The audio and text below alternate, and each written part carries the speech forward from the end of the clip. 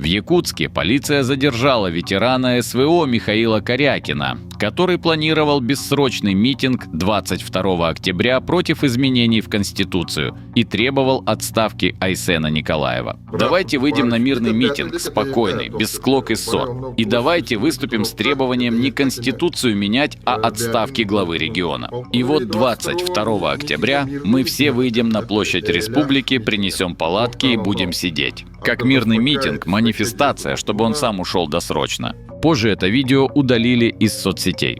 Михаилу инкриминируют статью 20.2 КоАП. Нарушение порядка извещения о митинге, за что грозит штраф до 30 тысяч рублей. Как фамилия ваш, товарищ майор? А? Винокуров. Винокуров?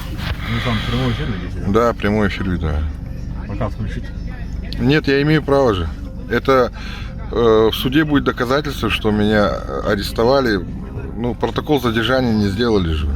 На основании чего просто, попросили повезти меня. Но многие считают, что настоящая цель властей – сорвать митинг и запугать несогласных.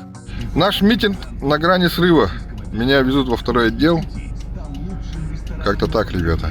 Этот случай только подтверждает то, что за свои права нужно бороться законным способом.